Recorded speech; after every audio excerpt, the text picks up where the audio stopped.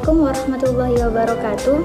Saya Hanim Faizah, NIM 931107719. Di sini saya akan mereview makalah yang berjudul Sumber-sumber hukum dan kewenangan pengadilan agama dalam penyelesaian sengketa ekonomi syariah. Bab 1, di situ terdapat latar belakang.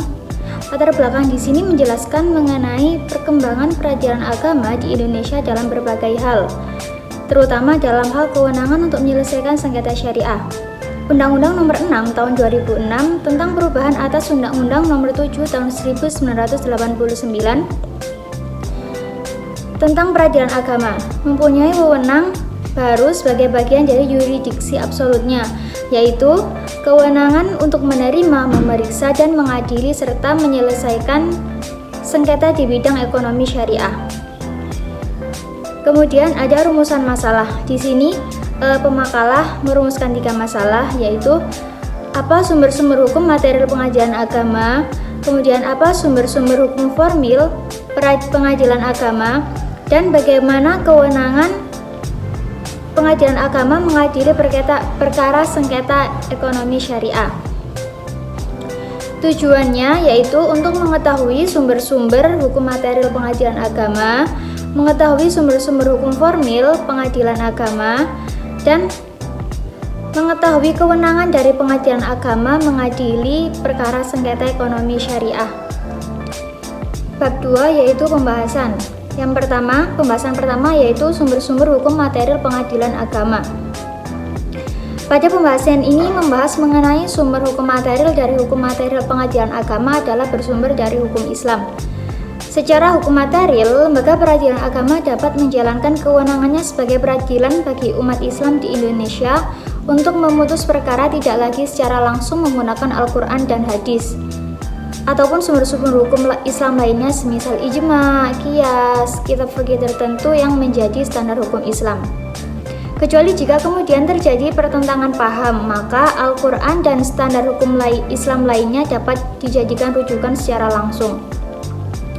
Produk peraturan perundang-undangan yang selanjutnya sebagai representasi hukum Islam adalah kompilasi hukum Islam.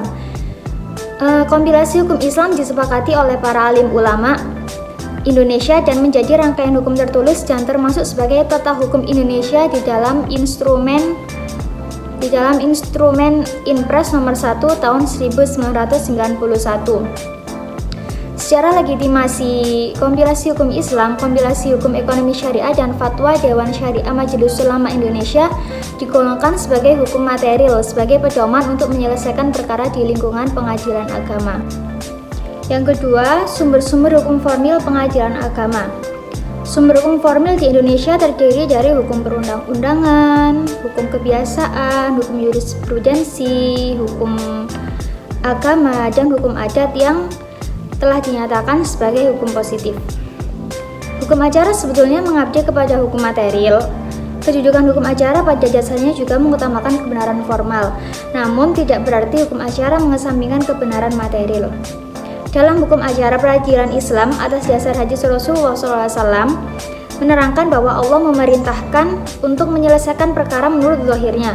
Nah, kata zahir di sini bukanlah berarti kebenaran formal menurut istilah hukum acara perdata umum, akan tetapi kata zahir di sini adalah kebenaran hakikat secara formal atau kebenaran material menurut kemampuan manusia.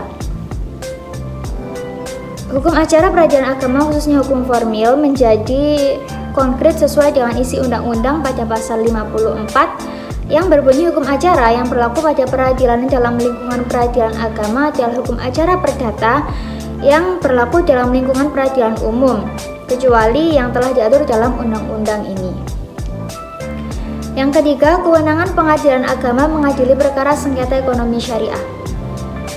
Kewenangannya di sini ada 2, yaitu kewenangan peradilan agama pra dan pasca pembaharuan Undang-Undang Republik Indonesia Nomor 7 Tahun 1989 dan kewenangan peradilan agama pasca lahirnya Undang-Undang Republik Indonesia Nomor 21 Tahun 2008. Kewenangan peradilan agama pra dan pasca pembaruan Undang-Undang RI Nomor 7 Tahun 1989. Kewenangan yang dimiliki peradilan agama dalam Undang-Undang Nomor 7 Tahun 1989 memang masih sangat terbatas. Penyelesaian sengketa yang menjadi kompetensi peradilan agama masih berkisar penyelesaian masalah perkawinan, pewarisan, wasiat, hibah, wakaf, dan sedekah. Dengan demikian, melalui undang-undang ini, kewenangan peradilan agama dalam menangani sengketa waris yang telah dicabut oleh penjajah oleh pemerintah Belanda dikembalikan lagi menjadi wewenang peradilan agama. Dalam Undang-Undang Nomor 7 Tahun 1989 berlaku asas choice of law dalam bidang pewarisan, yaitu pilihan hukum. Para pihak yang beragama Islam sebelum berperkara dapat mempertimbangkan untuk memilih hukum apa yang digunakan dalam pembagian warisannya, bahkan membuka peluang kepada ahli waris untuk berdamai, bermusyawarah dalam mencapai mufakat dalam menentukan masing-masing berdasarkan kerelaan, keikhlasan, dan kekeluargaan. Kemudian kewenangan peradilan agama pasca lahirnya Undang-Undang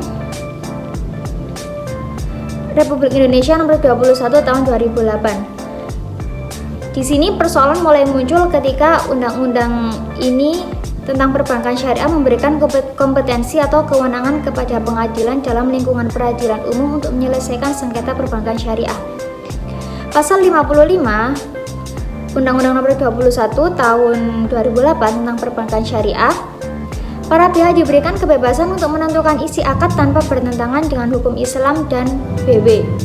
Hukum Islam mengakui kebebasan berakad atau mabda' hurriyah at-ta'aqud, yaitu suatu prinsip hukum yang menyatakan bahwa setiap orang bebas membuat akad jenis apapun dan memasukkan klausul apa saja ke dalam akad sepanjang tidak memakan harta sesama di jalan batil. Dalam pasal 60 mengatur bahwa putusan badan arbitrase syariah bersifat final dan mempunyai kekuatan hukum tetap dan mengikat para pihak. Setelah membaca dan mengamati makalah ini, menurut pendapat saya, kelebihan dari makalah ini adalah bahasa yang digunakan oleh pemakalah sangat sederhana sehingga mudah dipahami oleh pembaca, dan informasi atau pembahasan yang dipaparkan di sini tidak bertele-tele dan menggunakan bahasa yang lugas. Kemudian kelemahan dari makalah ini yaitu terdapat beberapa kata yang tidak sesuai EYD dan ada beberapa peletakan tanda baca yang kurang tepat. Sekian review makalah dari saya. Wassalamualaikum warahmatullahi wabarakatuh.